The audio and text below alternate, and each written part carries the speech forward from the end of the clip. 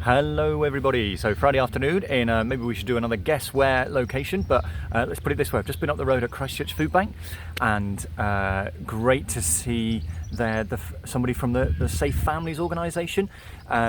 Safe Families, you remember, these are the people who train up volunteers from local churches to get alongside some of the families that we're working with to provide that ongoing relational support, which is so important and similar to what we're doing with those folk coming out of Safe Sleep. But it was so nice to see that going on in Christchurch Food Bank, as well as in Smile. We're seeing more and more opportunities, and you may not know, but Safe Families are going to link up with Home for Good, which is another national charity. So we'll be linked in with a even bigger national charity very soon. But one of the reasons for being here is just over there is Priory Primary School, I think it's called, and that is one of the places where Derek Damon, our wonderful Derek, has been in over the last 6 to 9 months. So through this school year, Derek has managed to get to, or he's going to, by the end of the school year, get to 8 primary schools and 8 secondary schools, and do those sessions where we go, how to help you manage your money, and really basic stuff about, hey, what does the budget look like, and have we got enough money to go on holiday, and for some of the older students who are ready to go off to college or maybe to work, starting to ask them questions about, how are you going to manage credit, and have you got a budget for how much money you're going to have when you go to college maybe.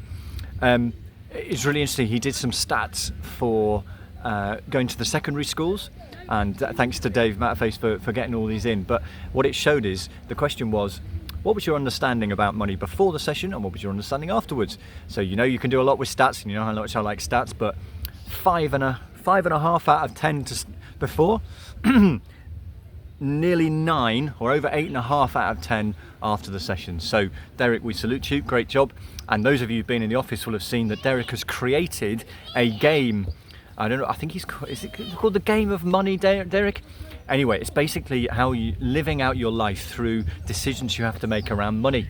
And he was going to use Monopoly money, but of course he thinks, actually we're in a cashless society now. So you start off with keeping tabs of how much money you've got through a sort of a card system. And then, of course, if you manage to save some money, then on the second round, the loop, you might be able to have a bit more money available at a wonderful 50% interest rate.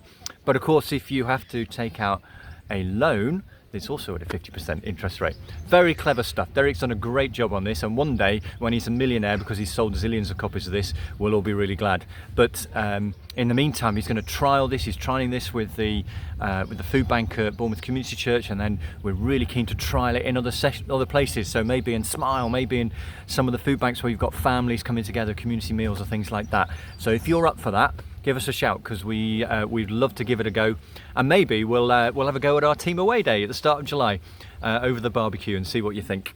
But thank you to Derek. It's a real example of our value around empowering, isn't it? One of the other values is alongside, and I want to salute a couple of groups of you this week, to Danny and to Rachel and to the other members of the Smile team, getting alongside a lady who's been really suicidal, has a really difficult situation, and we've been trying to work with safeguarding and all sorts of different people. Just thank you. I know you've gone above and beyond for that, and just the situation of trying to find a couple who are in our safe bed emergency accommodation, and we've got a safe sleep connectors. So keen to find somewhere to live, and it's really hard. I know David and the team have been working so hard on that. It's hard when things don't go well, isn't it? Or when it seems to take a long time to get things sorted.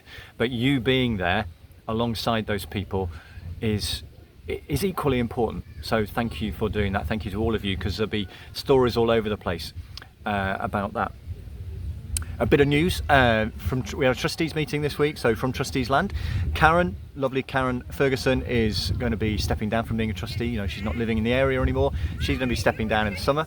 So we'll be looking for another female trustee to replace her if we can. But what we do have is a chap called Alan Murray is going to come along as a finance advisor to the board to get alongside Cliff and to provide us with those skills to add into what Sam and Claire are doing. And by the way, Sam and Claire have done an amazing job of moving almost without us knowing from one finance system to another. They've done a great job on that, and it's going to be really worthwhile going forward. A couple of other things from partnership land. One, some of you know we are working with Homewoods, the Royal Foundation. Well, they've had a change in their local lead, so a lady called Gemma is no longer working for them. So we're linking in with a chap called Michael, who's her boss for the moment. But more encouragingly, the Bishop of Winchester wants to come and see what we're doing.